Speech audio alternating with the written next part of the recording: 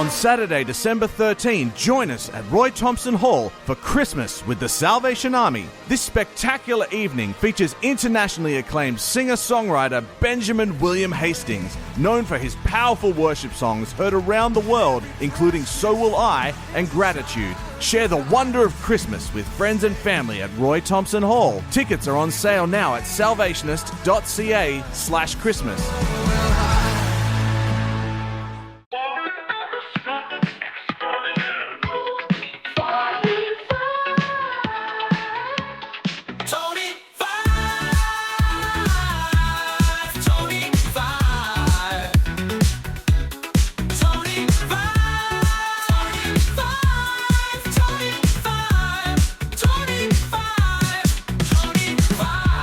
Welcome to The Last Show. I'm David Cooper.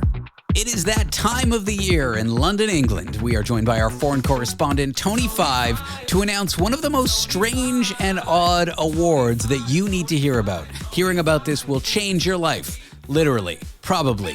Tony is an expert in all things dead and undead, and I'll stop burying the lead. Tony, what award ceremony are we excited about?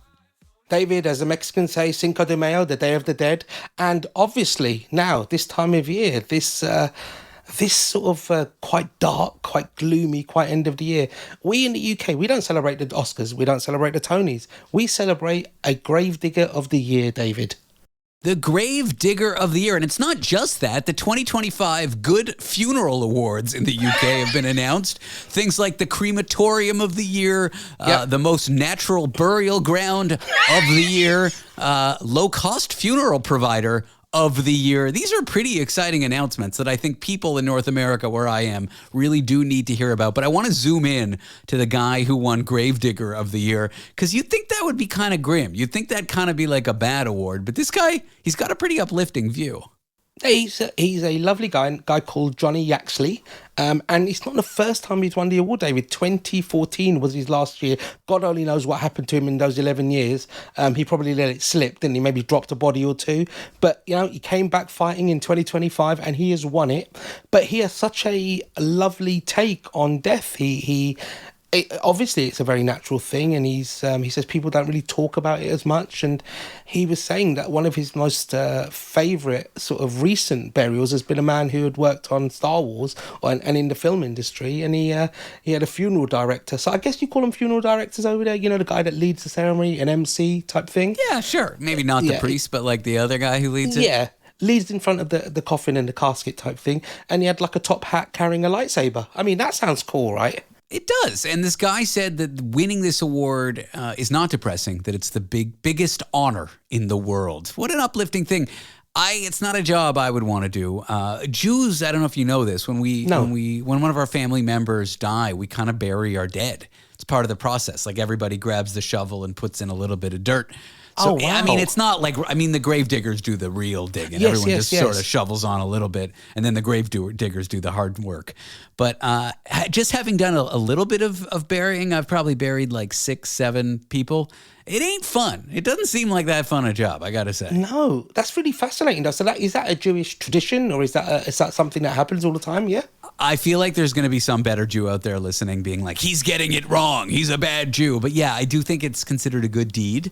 And there's some weird tradition about it where no one can compel you to bury the dead. So everybody puts the shovel back in the dirt when they're done. You're not supposed to hand someone a shovel, because if you compel someone to do it, then it's no longer a good deed. You have to do it of your own volition. It doesn't really make sense, but when you're done, you put the shovel back in the dirt and someone else picks it up. Yeah. That's fantastic. I know there are various traditions. I've been to various funerals where people maybe pick up the flowers from the cortege or from the hearse and they throw it in onto the coffin before the gravedigger comes and obviously fills the hole.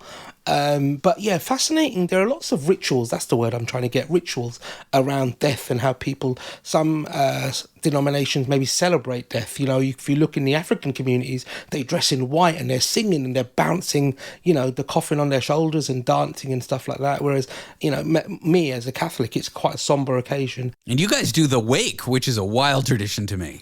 Yes, a lot of people don't really understand the wake. You know, growing up, the wake is basically, and it's called like celebrating the dead. Basically, you finish burying them and you go to a pub or a bar and get absolutely hammered. Yeah, I mean, that's very British of you. Let's get back to the Gravedigger of the Year. He was asked about what drew him into the career. And originally he was just like landscaping or maintaining Yes. the grounds for the city. But when the work opened up, he took it and he said, pardon the pun, I just fell into this line of work by accident. You got it. He must have seen someone fall in. I think that's one of the worst things that can possibly happen. Can you imagine falling into a grave? I know you see it on loads of comedies, but God, can you imagine it, dude? I cannot. Well, congratulations to this guy and the other 2025 Good Funeral Awards. Another one of the awards was Pet Funeral Provider of the Year. Okay, yeah. And very nice. Green Company / Product of the Year. And that actually went to a biodegradable, like fungus coffin manufacturer called Loop Biotech. I had their CEO on the show a while ago talking about this fungus or whatever biodegradable coffin. So these are, we've done our coverage of these awards in our way. I mean, if they're looking for a sponsor for the next year's awards, David, I know they can't look further than us. People on radio shows who talk about the Funeral Awards award for the best ones who do that, we might win that. I think we're in a shoe-in. If not, we're definitely up for second place, David. Now, Tony, I want to talk about Tyra Banks. She's this famous, how would you even describe her? Like television Former host, model, yeah. Personality, a judge on a show. She was very famous in, I think, the 2000s as what they would call a supermodel. Yes, yeah, and then very, she very had attractive lady. America's Top Model that she hosted Correct. or whatever. She Yeah. has a new product idea. I don't know how we didn't think of this. It might be the most genius product idea in the world. What does everyone like, Tony? Chicken. No ice cream, but Okay. what's the biggest problem about running an ice cream company? Logistics. No, not Okay. gravy. We're on to ice cream now, not chicken anymore. Okay. Logistics. You got to get the ice cream from your plant or your Yes. industrial kitchen or wherever you make it to the store, and it's got to stay frozen because if it Correct. thaws, it turns into a gloopy slop that nobody wants. Just cream, basically. Yeah. Enter Tyra Banks. She is now selling hot ice cream, which I assume is just gloopy slop. But because it's sold by Tyra Banks, labeled as hot ice cream, maybe you want to buy it. Right now, you have to go to Australia to buy it, which just increases the stupidity of this story. But Tony, isn't this the kind of genius business idea that I feel like you would pitch to me? David, I think once, many years ago, we used to have a rip-off of the Shark Tank called No, the we had to call Cod it the Sea Predator Aquarium or the Cod That's Pod. right. Yeah. Cod Pod or Sea Predator Aquarium. And I remember thinking, I don't like coffee, but you know what I would like, David? A cold drink. So I thought hot coffee made cold. And then you shot me down in flames by saying that iced coffee existed already. Yeah, I used to love doing this with you. We used to have people call in and pitch their terrible business ideas.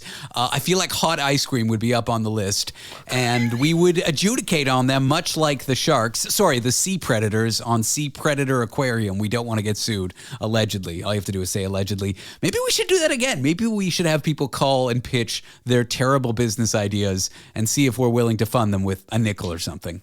I think, David, if anybody's listening now and you have a business idea that you need us investors, we would throw maybe $52 each. So that's $106 for the pair. And we can go into you. We will take 35% each. So that's an equal share amongst all of us. And yeah, leave a message. All right, let's do this. Let's have bad business ideas pitched. Give us a call. We'll see what the interest is. The number is 1-888-505 6644. It took me a second there. 1-888-505-6644. Pitch your ideas to the Sea Predators. Tony, it is such a pleasure having you on the show. Thank you for being here.